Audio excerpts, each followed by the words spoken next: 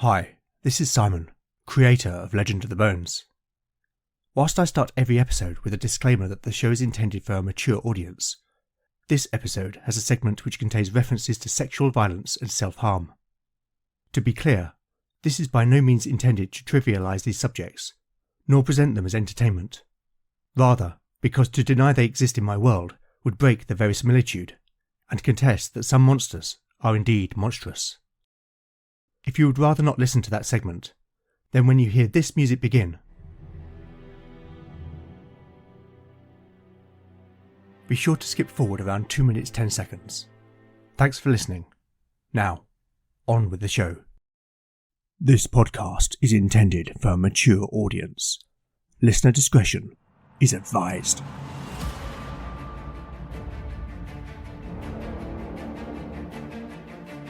Welcome back to Legend of the Bones. Following in the footsteps of giants, Legend of the Bones is a chimera. A mix of old-school tabletop RPG and dark fantasy storytelling.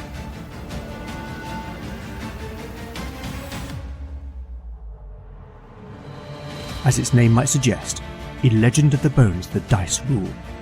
There'll be no rerolls, no fudging the dice, no metacurrency. The roll of the bones will determine the character's destiny, and no one will be spared their fate. None shall escape the destiny of bone.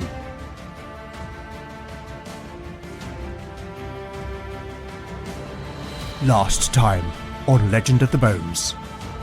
In pursuit of the outlaws who had raided Lost Withel and kidnapped Abron's sister, Morwenna, the companions had ventured into the cellars of an old dilapidated hunting lodge where the brigands were hiding. Having fought the guards and a direwolf in their lair, the companions had inadvertently alerted the remaining outlaws to their presence. Through his spell of clairvoyance, Valen witnessed the outlaws' response to the companions' intrusion, and in a strange ritual conducted by their leader, Oscallan, the gang transformed into a pack of Ulfhethnar, a type of werewolf. After hearing Valen's report, the companions fled the cellars, but were caught above ground by the pack. A desperate battle ensued, in which Canute's crewman, Kettle, was slain, and whilst ultimately victorious, every member of the party was badly injured. But little do they know that the extent of Beric, Valen and Arne's wounds means that each man is at risk of contracting lycanthropy, and themselves becoming an accursed Ulfhethnar.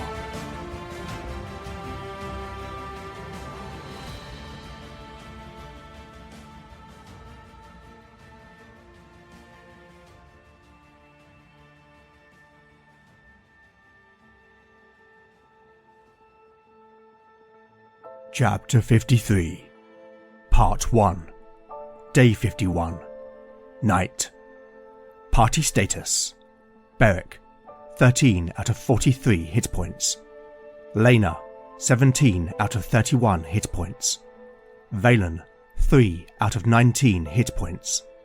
Talion, 18 out of 27 hit points.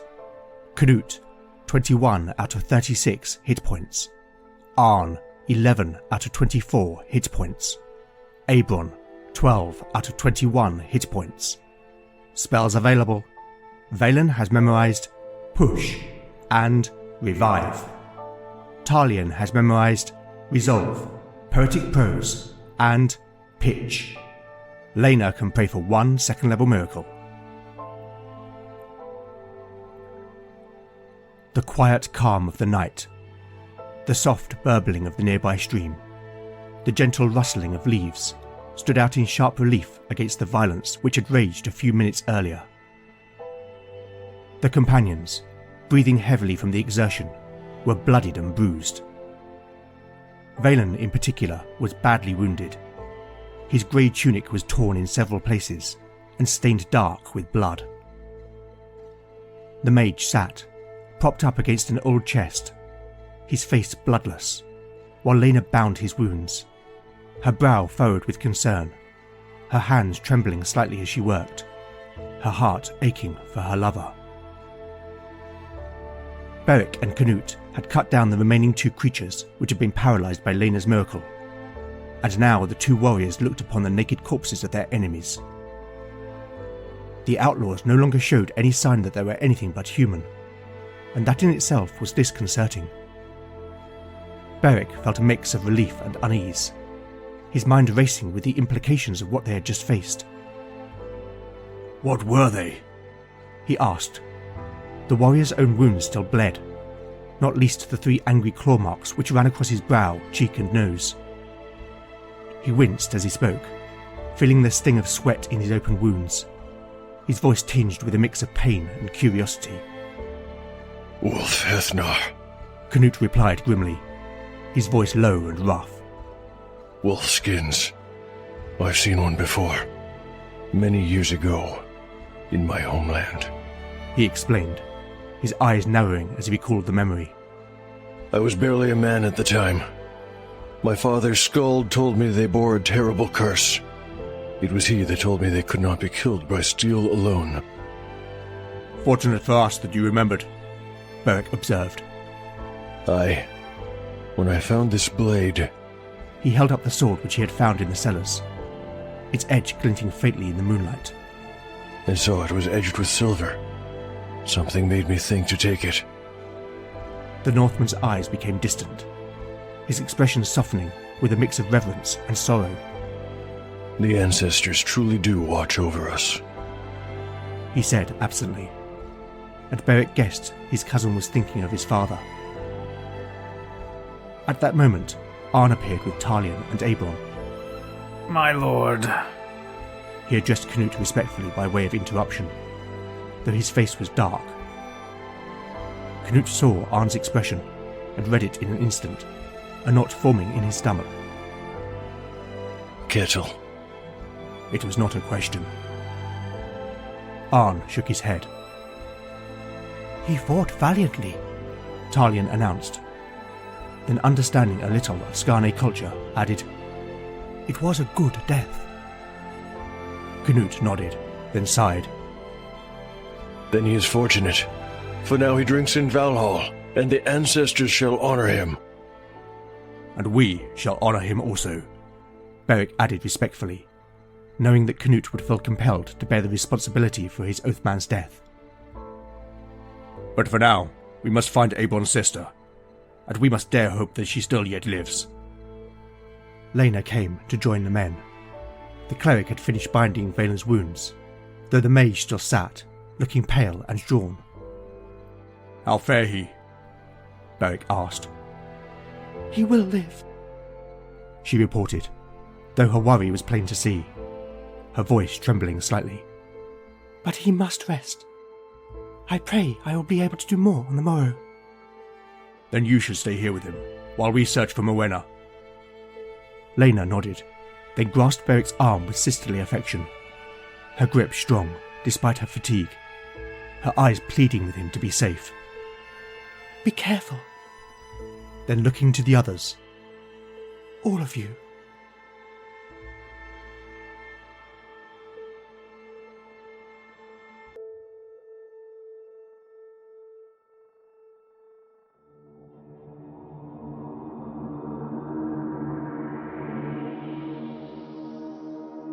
The battle with the Ulfhethnar was certainly intense, and going into it, given the number of enemies, I did wonder if I might lose another main character.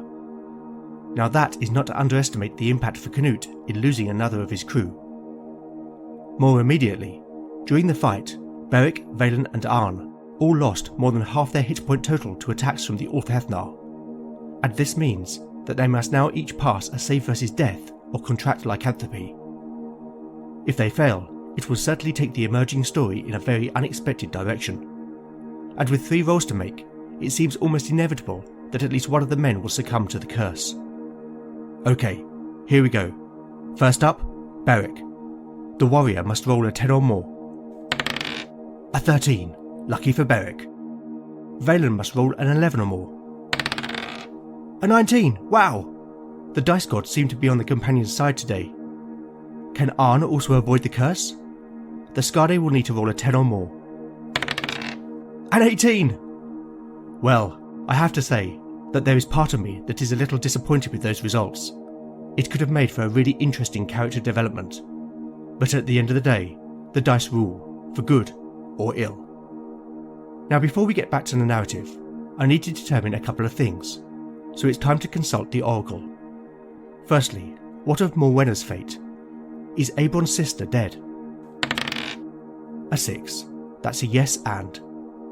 Next, do the party find any evidence of a connection between Voskallen and the Brethren of the Purifying Light? A 4. That's a yes but. Okay, so do the companions find anything else of interest? A 6. That's another yes and. Interesting. I'm going to turn to the mythic event meaning chart for a prompt as to what that might be. Action first. 18. Move. Now the subject. 12. Opposition. Move opposition. Well, it really does seem that the dice have a story they want to tell. Finally, I rolled off might to see what, if any, treasure the companions might find within the Ulfhethnar lair. The result of which was 100 silver coins, an emerald worth 100 gold, and 3 silver arm rings. Okay, let's get back to the narrative.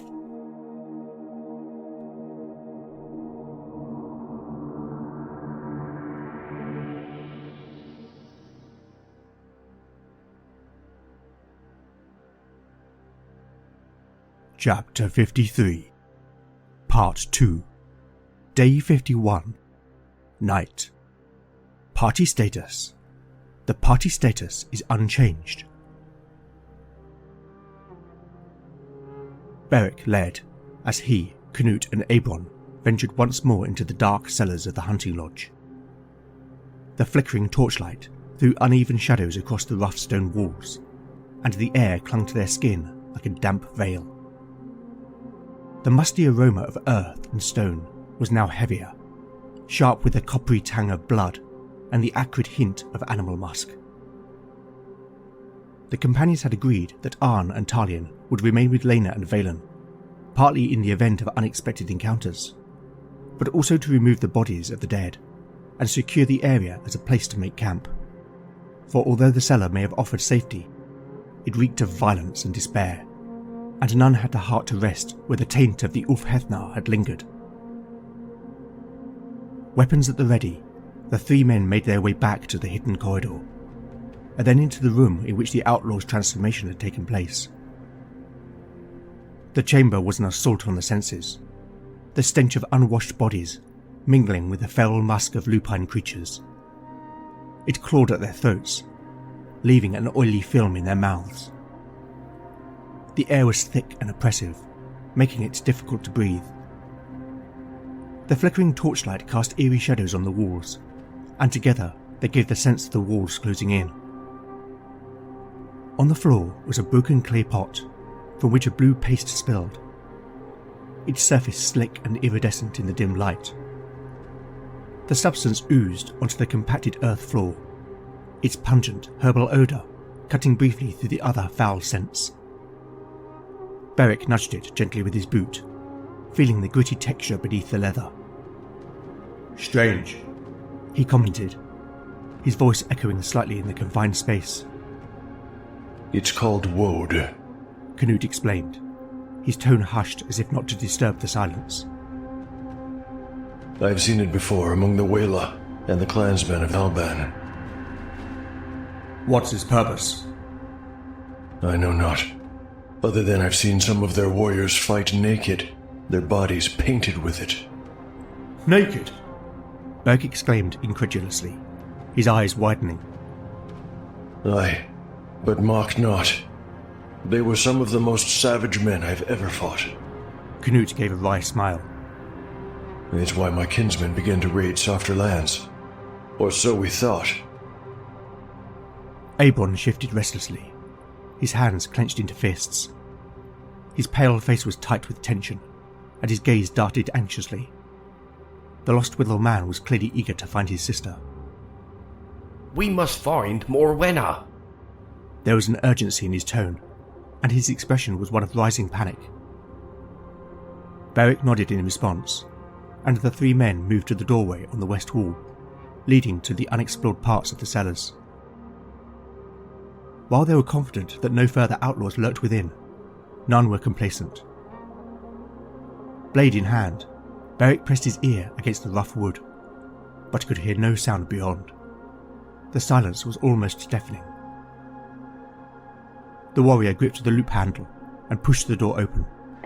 Its groan echoed through the stillness like a mournful wail. Beyond, a chamber some 25 by 15 feet was revealed.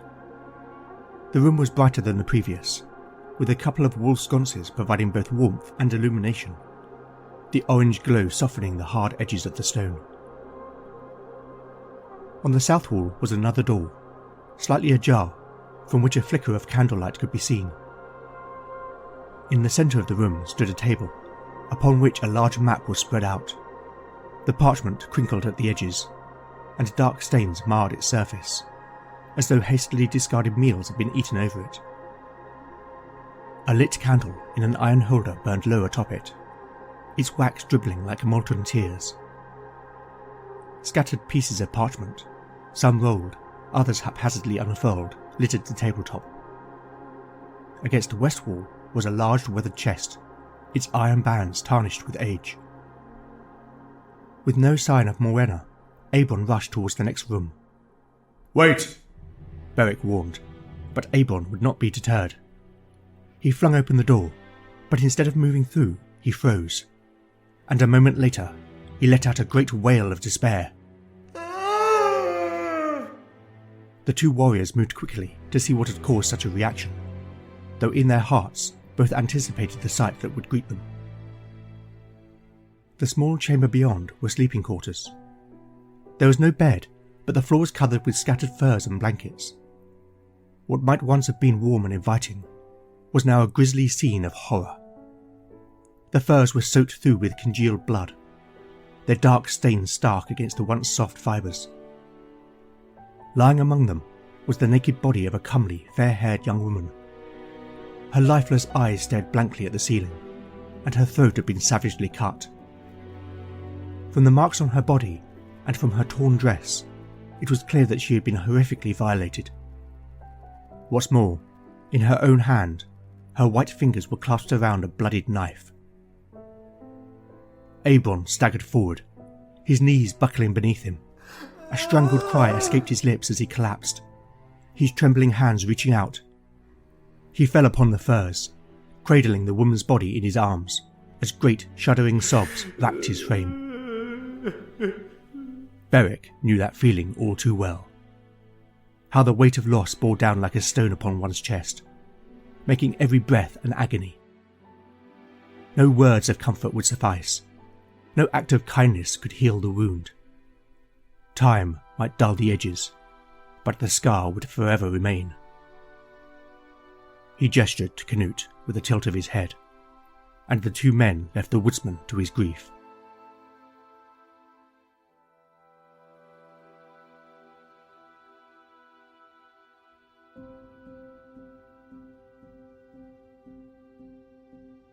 Moving to the table, the pair observed the map.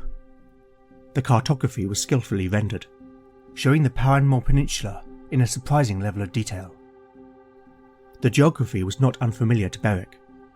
He remembered Valen showing them a similar map after meeting the mage back at Pencareth, and the warrior found himself absorbed in the intricacies of settlements, forests and hills. What's this?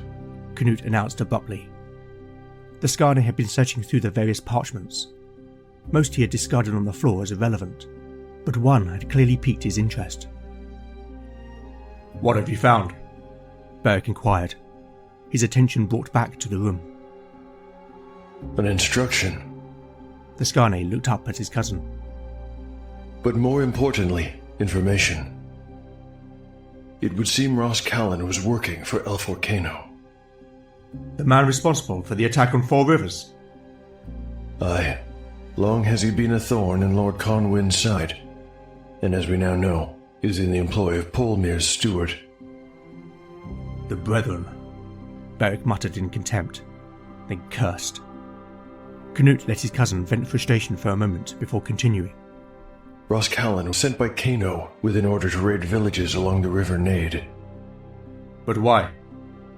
To distract Lord Petrock and draw some of his forces away from supporting the king. Four Rivers must have been the start. By causing trouble in the lands of the king's most loyal eldermen, they weaken the crown before they strike. Beric considered this for a moment. But will that not lead to Colwyn and Petrock fortifying their borders with the Southern Lords, making an attack on the king more difficult? It would, except that is not where they will strike. Look. Canute moved to the map and placed his finger on a stronghold called Kero Morthal. Valen had been slowly teaching Beric his letters, and the big man awkwardly read the name aloud. He noted that the fortification was on the southern side of the Dragonspine Mountains, which ran east-west along the middle of the peninsula. If the mountains had not been there, the stronghold was no more than 60 or 70 miles from the capital, Trevance. To the north, on the mountain range itself, something else was written. Dragon's Tooth Pass. Beric read aloud, and the realization struck him immediately. They will go through the mountains.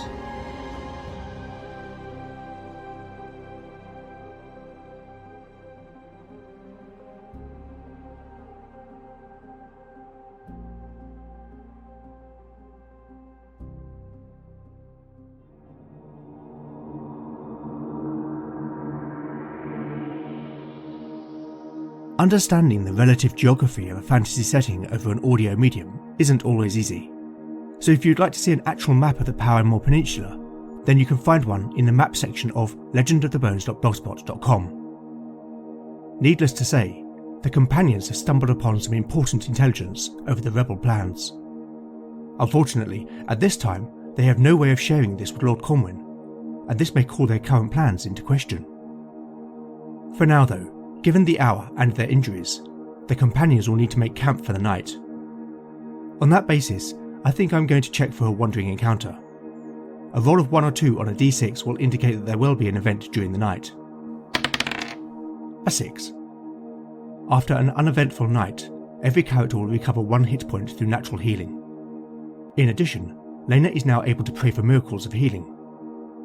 Given the gravity of his injuries, Lena will pray for Valen to be healed by the miracle of Cure Serious Wounds. The cleric will need to roll a 17 or less for her casting roll. A 6. Valen is healed for 10 hit points. Next, the cleric will pray for Beric to be healed twice using Cure Light Wounds, rolling 2 d20s for Lena's prayer rolls. An 8 and a 9. Beric is healed for a total of 10 hit points. Now, whilst it took the party around 2.5 hours to reach the hunting lodge from Lost Withel, they now have access to 6 horses, which, even with 2 characters doubling up, will reduce the time to return to little more than an hour. Even so, given that they are travelling through a forest, I think it is appropriate to check for a wandering encounter. A 4. Nothing. Okay then.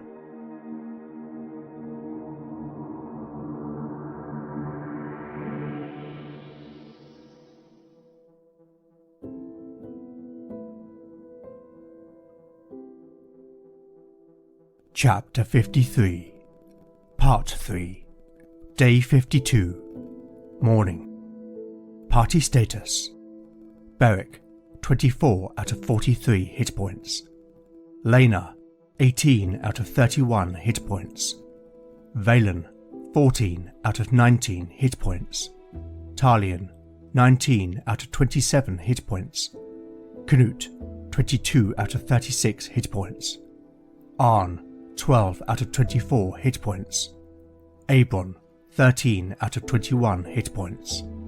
Spells available: Valen has memorized Push, Shield, Soothe, Revive, Clairvoyance, and Ignite. Talion has memorized Resolve, Poetic Prose, Pitch, Imbue, and Lullaby. Lena can pray for 2 second-level miracles and 1 third-level miracle.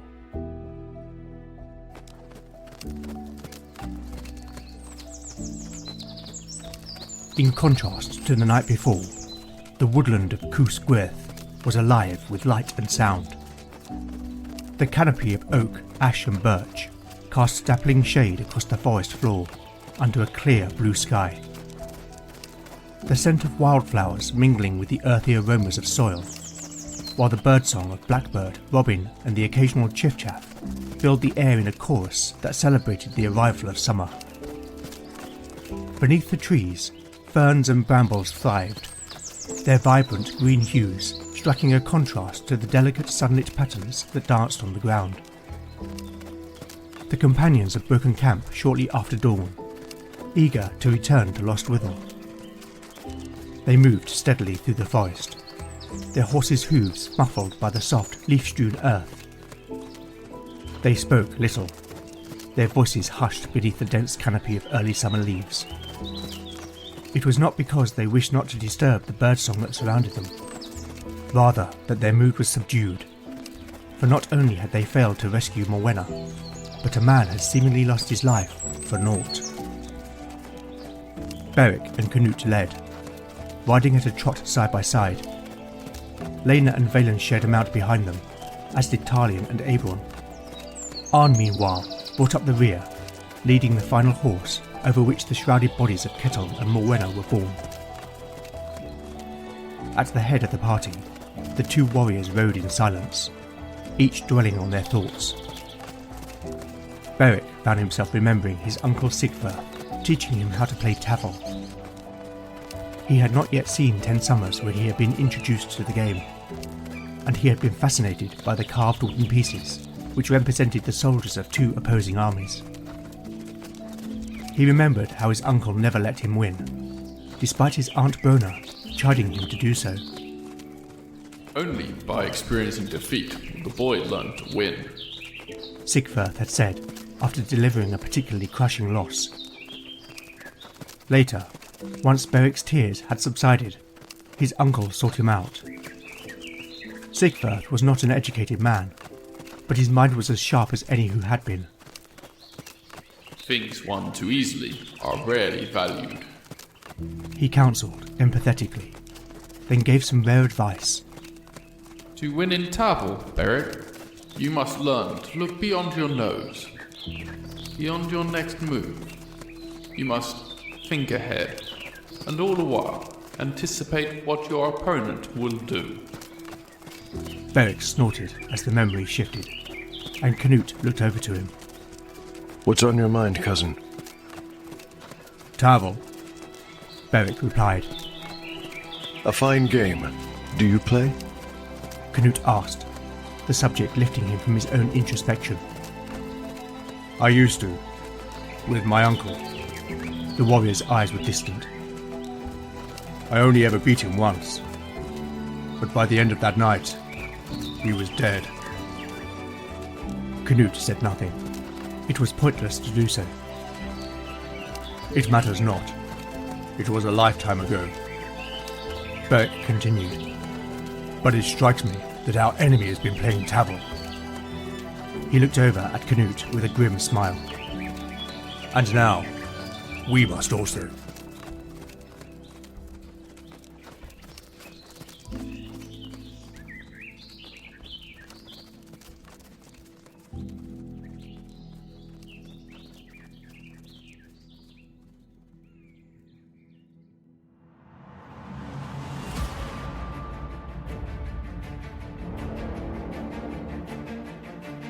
Thank you for listening to Legend of the Bones. I hope you've enjoyed the show. If you like what you've heard, then please consider rating and reviewing the show in your podcatcher of choice. Not only do I love seeing the feedback, but it really does help the show reach new listeners.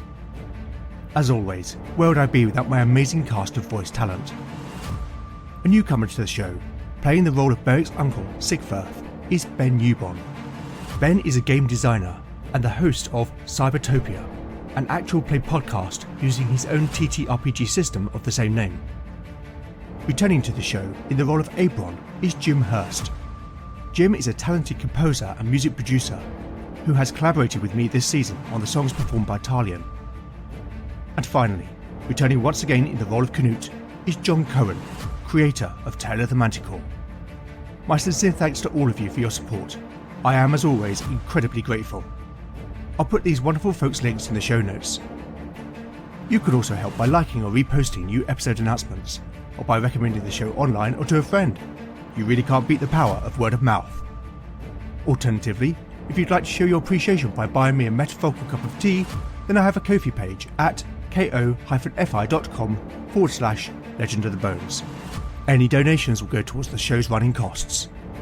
If you're interested, I also have a range of merchandise, which can be found at redbubble.com/people/legendbones/shop. To keep the cost down to you, all items are presented at zero markup. I make no money from them. It's purely to give something back to fans of the show. I'd also love to know what you think of the show, and I do respond to every message I receive. So with that in mind, you can contact me on X at LegendBones, Blue Sky at LegendBones, Mastodon at LegendBones at ttrpg-hangout.social, Instagram at LegendOfTheBones, email at legendofthebones@gmail.com, or go to legendofthebones.blogspot.com for show notes, house rules, character profiles, art, maps and more. Join me next time to find out what awaits our adventurers as the bones decide their fate. None shall escape the destiny of Bone.